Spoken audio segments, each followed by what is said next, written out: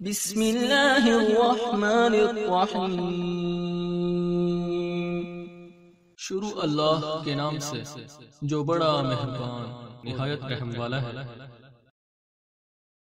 आऊज़ु बिल्लाहि मिनश्शैतानिर्रजीम। बिस्मिल्लाहिर्रहमानिर्रहीम। अल्हम्दुलिल्लाहि वस्सलातु वस्सलामु अला अहलिहा। अल्लाहुम्मा सल्लि अला मुहम्मद व आले मुहम्मद व अज्जिल फ़रजहुम। मोहतरम नाज़रीन व सामईन, अस्सलामु अलैकुम। आज की नई वीडियो के साथ हाज़िर खिदमत है। मैं हूं अली रूहानी और आप देख रहे हैं हमारा ऑफिशियल यूट्यूब चैनल।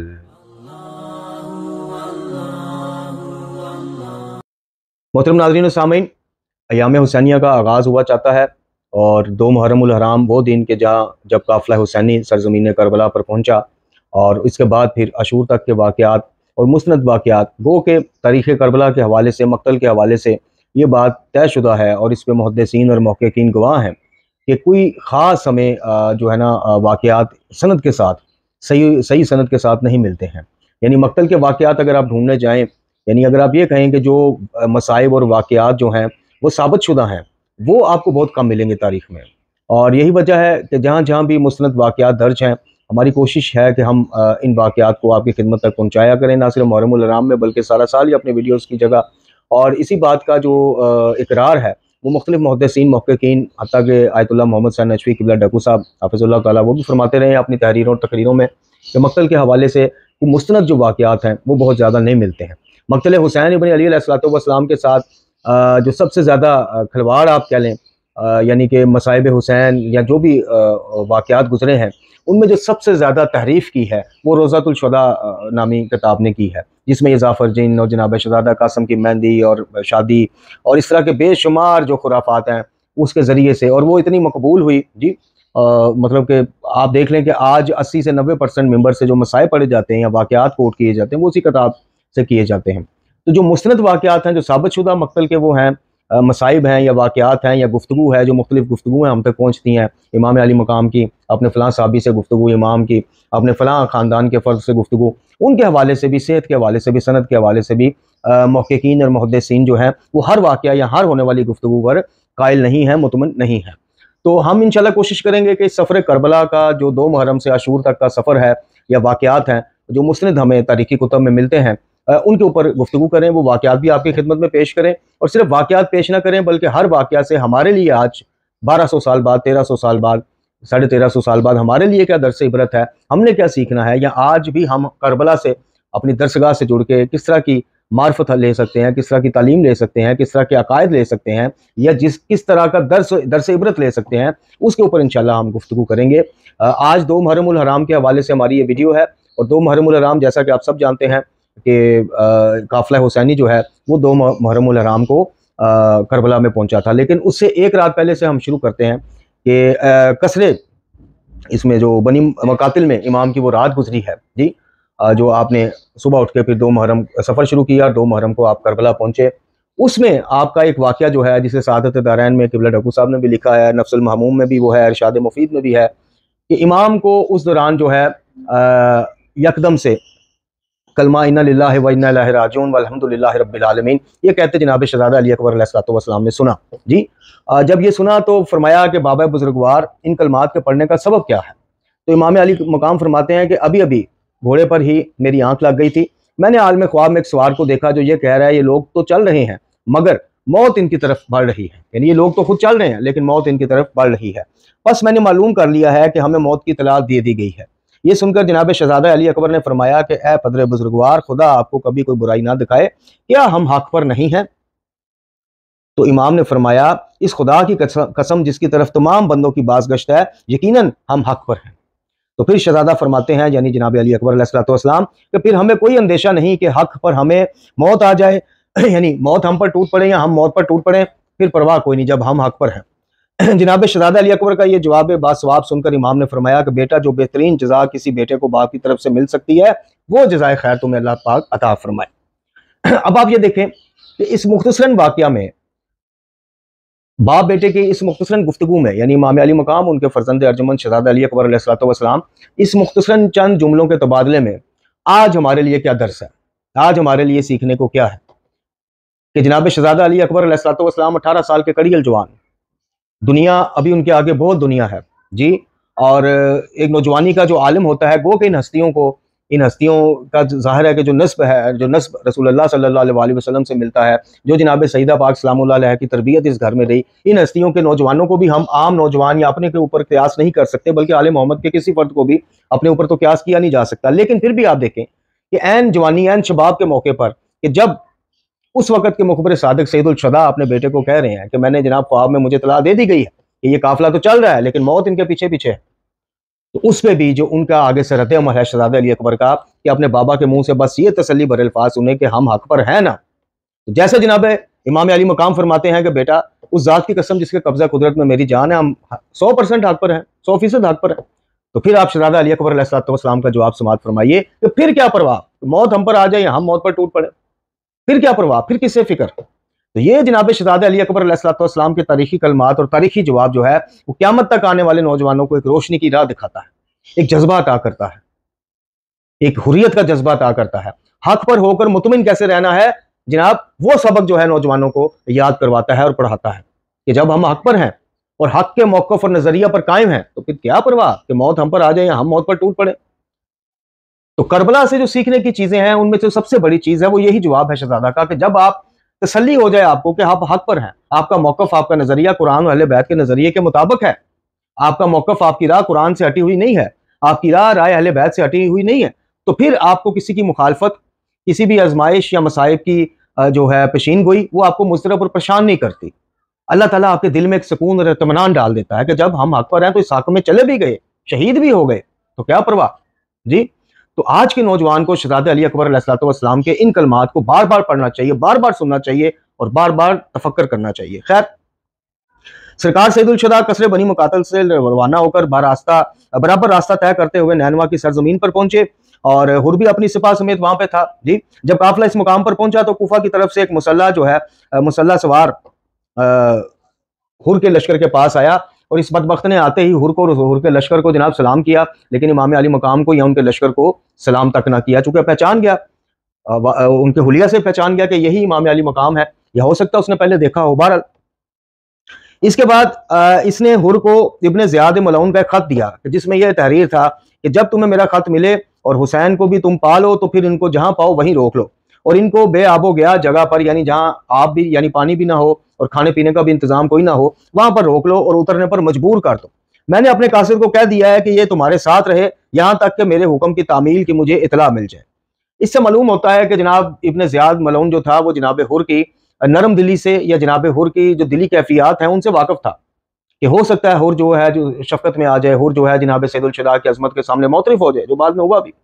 तो उसने जिस कासिद के हाथ ये खत भेजा उसकी ड्यूटी लगा दी कि तुमने जनाब ये जो मेरा हुक्म है कि हुसैन को और उनके काफिले को ऐसी जगह पर रोक के उतार दो कि जाना पानी दस्तयाब हो, ना कोई खाना गजा का कोई इंतजाम हो। जब ये देखो कि ये हुक्म उसने पूरा कर दिया फिर आना, उससे पहले नहीं आना। बहरहाल हुर ने इमाम अली मुकाम को खत के मजमून से आगाह किया और कहा कि मैं तमील के हुक्म की तमील के लिए मजबूर हूँ। इमाम ने फरमाया कि मुझे नैनवा या शफिया में उतरने की इजाजत दे दो। हुर ने कहा मुझे तो हुक्म है कि बेआबो गया मुकाम पर आपको उतारूं और ये निगरान भी अब मौजूद है, लिहाजा मैं ऐसा नहीं कर सकता। यजीद बिन महाजिर कुंदी ने इब्ने ज़ियाद के कासिद को गजब नाक नजरों से देखते हुए फरमाया कि तेरी माँ तेरे सोग में बैठे, ये किस किस्म का तू पैगाम लेकर आया है। इब्ने ज़ियाद के कासिद जिसका नाम मालिक बिन नुसैर कुंदी था उसने कहा कि मैंने अपने वक़्त के इमाम की इताअत की, यानी उस इब्ने ज़ियाद मलऊन को वो अपने वक़्त का इमाम कह रहा है, अंदाजा करें आप, और अपनी बैत की वफा की है। इब्ने मुहाजिर ने जवाब में कहा कि बल्कि तूने अपने परवरदिगार की नाफरमानी की और अपने इमाम की इताअत करके अपने आप को हलाक और बर्बाद किया है और आरो नार को हासिल किया है। बहुत ही बुरा है तू भी और तेरा इमाम भी, यानी इब्ने ज़ियाद मलऊन। खुदा फरमाता है कि कुछ ऐसे इमाम भी हैं जो लोगों को जहन्नम की तरफ बुलाते हैं और बरोज़े क़यामत इनकी कोई इमदाद नहीं की जाएगी। तेरा इमाम यजीद और इब्ने ज़ियाद भी इन्हीं जहन्नम की तरफ बुलाने वालों में से है। बहरहाल इन हालात में साहब हुसैन अलैहिस्सलाम के अंदर गैर मामूली जोश पैदा हुआ। चुनाचे जनाब ज़ुहैर इब्ने कैन ने, जो उस वक़्त तक काफिला हुसैनी से मिल चुके थे, आपने खिदमत इमाम में कर्ज की। आपने फरमाया मेरे आका हालात ने जो सूरत हाल इख्तियार कर ली है और जाहिर है कि अभी जो है इनका इरादा जाहिर है, यानी कि हमें बेआबो गजा जगह पे रोकना, ज़बरदस्ती हमें उतारना, लश्करों की आमद का सिलसिला शुरू है, तो इनका यजीदी फौज का तो इरादा जाहिर है। तो जनाब ज़ुहैर इब्ने कैन फरमा रहे हैं कि जब इरादा जाहिर है तो हमें क्या करना चाहिए, हमें इनका कला कमा करना शुरू कर देना चाहिए, जंग का आगाज कर दें, तलवारें खींच लें इनसे, जनाब ये जो हमें मतलब हुक्म दे रहे हैं हमें इब्न ज़ियाद लईन के खत का और इरादों का जवाब जो है इनकी लाशों की सूरत में वहां भिजवाना चाहिए इब्न ज़ियाद के पास, क्योंकि बाद में इस कदर कसीर फौज आ जाएगी कि शायद फिर हमें मुकाबले की ताब और तवानाई ना हो। ये जनाब ज़ुहैर इब्न कैन ने इमाम अली मुकाम से अर्ज की, मगर इमाम ने यह जवाब देकर अपनी सुलह जोई पर मोहर सख्त कर दी कि मैं हरगिज नहीं चाहता कि जंग की इब्तिदा हमारी तरफ से हो। यानी ये जो लोग कहते हैं जी दो शहजादों की जंग, इक़्तिदार की जंग, या कि इमाम जो है वो जंग करने ही गए थे और ये है वो है, इस तरह की जो खुराफात बकते हैं, इमाम का ये जवाब जो है, और ये सिर्फ जवाब नहीं, मतलब आप पसे मंजर देखें कि उस वक्त करबला में इतनी हजारों की फौज तो नहीं थी। अभी इब्न साद लाइन जो है वो भी नहीं पहुंचा था अपना लश्कर लेके, और मतलब हजारों में भी फौज नहीं आई होगी, चंद सौ के हिसाब से होंगे। अच्छा, ये भी मैं बताता चलूं कि करबला के वाकयात की तारीफात में एक जो सबसे बड़ी तारीफ करके चीज बयान की जाती है कि जी 9 लाख का लश्कर, ये झूठ है, ये सफेद झूठ है। यानी 9 लाख उस वक्त कूफा और शाम की आबादी, यानी जो फौज उनकी थी उसकी इतनी तादाद भी 9 लाख उस वक्त नहीं होगी। यानी कूफा की, ईरान की और शाम की आप फौज मिला भी लें,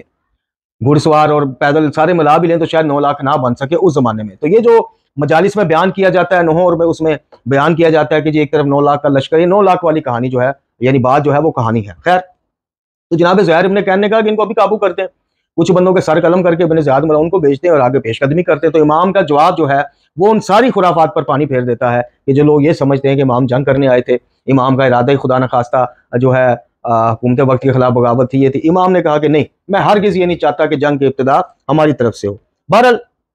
इसके बाद इमाम ने उससे फरमाया कि हमें थोड़ा सा आगे चलने दो, चुनाचे अभी आपने थोड़ा सा रास्ता तय किया था कि हुर अपनी सिपाह के साथ आगे आकर राह में हायल हो गया। इमाम ने दरियाफ्त किया कि इस जगह का क्या नाम है कि जिस जगह के ऊपर इस वक्त मैं मौजूद हूँ। अर्ज किया कि इसे करबो बला कहते हैं। तो इमाम आप दीदा होकर फरमाया कि या अल्लाह हमें करबो बला से महफूज रख, हम तेरी पनाह मांगते हैं। फिर यह भी फरमाया कि रंजो अलम का मुकाम है। इसके बाद फरमाया कि यहाँ ही उतर जाओ, क्योंकि यही वो मुकाम है जहाँ हमें पहुंचना था, यही हमारी सवारियां बिठाने की जगह है, यही हमारे खून बहाए जाने का मुकाम है, और यही हमारी कब्रों का महल है। मेरे जद्दे नामदार जनाब रसूलुल्लाह सल्लल्लाहु अलैहि वसल्लम ने भी इसी जगह की बाबत इतला दी थी। ये 2 मुहर्रम का वाकया है। वहां उतरने के बाद जनाब ने अपने साहब से फरमाया कि आम लोग दुनिया के बंदे हैं और इन्होंने दीन को चाटने की चीज बनाया हुआ है। वो दीन को इस वक्त तक चाटते रहते हैं, यानी वाबस्ता रहते हैं जब तक इनकी माशियत यानी माली मामला ठीक रहते हैं, लेकिन जब किसी आजमाइश का वक्त आ जाए तो फिर दीनदार लोग बहुत ही थोड़े रह जाते हैं। जब ख्याम हुसैनी नस्ब हो चुके तो रवायत में वारद है कि सरकार सैयदुल शुहदा ने सबसे पहला काम यह किया कि आपने अपने तमाम अजीज़ व अकारब को इकट्ठा किया, साहब जो थे साथ उनको इकट्ठा किया, और एक साथ तक इनकी तरफ देखने के बाद आंख मुबारक से आंसू आ गए और बारगाह कुदरत में अर्ज की कि या अल्लाह, हम तेरे नबी मोहम्मद सल्लल्लाहु अलैहि वसल्लम की तरफ हैं, हमें जबरदस्ती अपने जद्दे नामदार के हरम से दूर रखा गया और किया गया, और बनी उमैया ने हम पर जुल्म सितम किया है। तू हमारे हक को हासिल फरमा और हमें जालिमों पर फतरा नुसरत अता फरमाना। इमाम अली मुकाम के करबला में तशरीफ लाने के बाद ये मुख्तसरन सी पहली मजलिस थी, यानी सबको इकट्ठा किया, गिरिया किया और अल्लाह पाक से दुआ की, और उसके बाद मतलब इमाम ने सबको फिर एक दफ़ा मुखातिब करके कहा कि यानी इमाम ने कदम कदम पर जो जो साथ थे, चाहे वो खानदान के लोग थे चाहे साथ थे, सबको बताया कि हम मौत की तरफ बढ़ रहे हैं, इसका अंजाम यही होगा, हमारी कत्ल, हमारी शहादत, ये इसका अंजाम होगा। खैर, इसके बाद इमाम ने जब खैमे नसब कर लिए और ये मुख्तसरन खुतबा बयान फरमा दिया, तो ज़ाहिर है कि जिस तरह तारीख में मिलता है कि सब ने गिरिया किया, लेकिन साथ किसी ने ना छोड़ा। जो काफिला हुसैनी में शामिल थे, किसी ने भी इस चीज़ को, इस खतरे को, इस खौफ को महसूस करते हुए ये नहीं कहा कि जिस तरह आजकल हमारे और आपके मामलात हैं, यानी आप देख लीजिए दीन मुबीन की हिफाजत के लिए, नशर व इशाअत के लिए हम लोगों में किस कदर जज्बा है। हमें छोटी छोटी तकालीफ, छोटे छोटे बहाने, जी टाइम नहीं होता, बिजी होते हैं, जी ये है, जी वो है, जी फलां है, जी, और वो सारी दुनिया छोड़ छाड़ के, पता है कि मौत के हवाले होने जा रहे हैं, वो मुतमईन है, करबला वाले मुतमईन है। अब करबला वालों से ये दर्स किसने सीखना है? करबला वालों से, राह करबला के राहियों से ये चीजें किसने सीखनी है? क्या सिर्फ किस्से कहानी रोने रुलाने तक बात को महदूद रखना है? ये फैसला आपने करना है, ये सोचना आपका काम है। खुद सोचिए कि क्या मजालिस को बर्पा करना, आज़ादारी की नशर व शात करने का जो एक